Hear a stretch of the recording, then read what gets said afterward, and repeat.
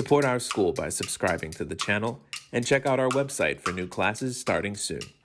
Hey again, everyone. Welcome back to the Columbus School of Chinese. Today I have another one of those tricky situations that everyone runs into going from beginner to intermediate. Sometimes I call these like the gatekeeper patterns or grammatical structures that you need to get through in order to get out of beginner and into the next levels, and that is longer noun phrases. They trip people up. You might think that you know what a noun is, but longer noun phrases in Mandarin are tricky for two reasons. Number one, even though they act as nouns in a sentence, within them can be verbs, prepositions.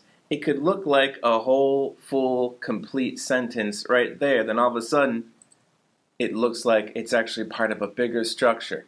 That's one thing that throws people off. The second thing that throws people off is they're set up backwards when you compare them to how we do the same kind of thing in English. All right, so for those two reasons, this really confuses a lot of students. All right, so let's look at an example. What do I mean by a longer noun phrase? The hat that I saw at the store yesterday. Now, you might be thinking, what about it? That's not a complete thought. That's what about the hat that you saw at the store yesterday? And that's exactly what I'm talking about. This is just a noun.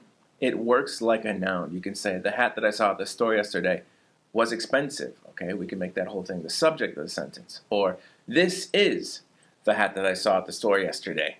Right? We can make it the object. Regardless, it just works like a noun. Even though it's very long, even though when you look at it, there's a verb. There's even a little prepositional phrase in there, at the store. The whole thing in the end acts as a noun. The hat is the simple noun.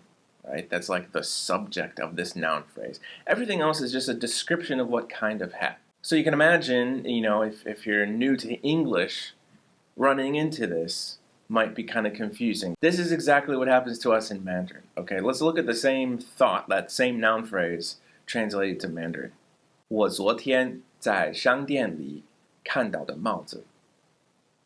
Okay? So just looking at that, you might be nodding your head. Yes, okay, this happens to me. This happens to me. We're looking at it. 我, that's a subject. 昨天, okay, time phrase. 在商店里, okay, we got a location. 看到, there's our verb. Hey, duh. Wait a minute, what's a duh doing here? I don't understand. And then 帽子, we have another noun at the end.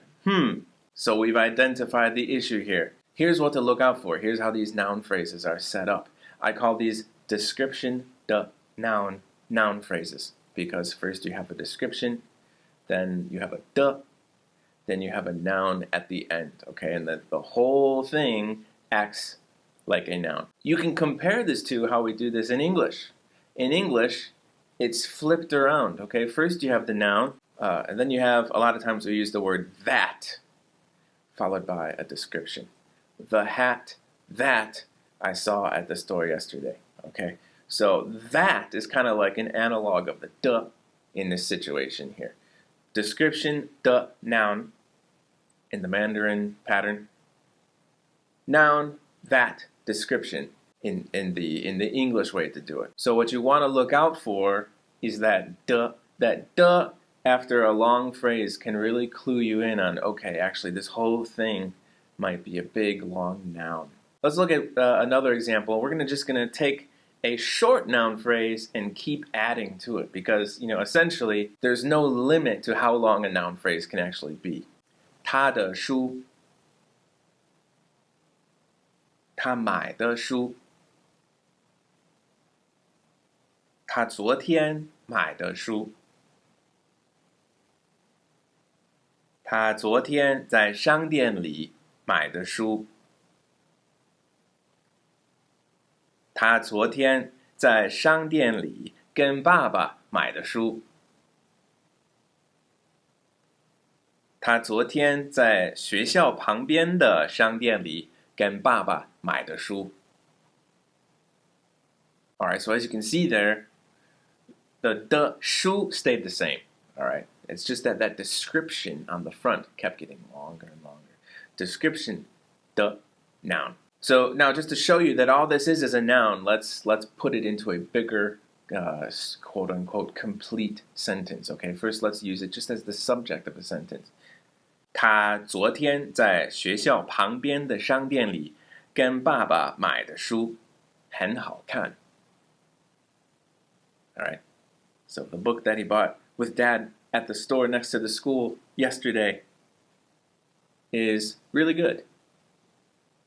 All right, we use it as the subject of a sentence. Let's use the whole thing as an object, the object of a sentence. 这是他昨天在学校旁边的商店里跟爸爸买的书。All right, this is the book that he bought with Dad yesterday at the store next to the school. Okay, so even though it's super long, even though there's, ostensibly there's verbs and prepositions going on within it, it's just functioning as a noun, and it's set up in that description, the noun pattern.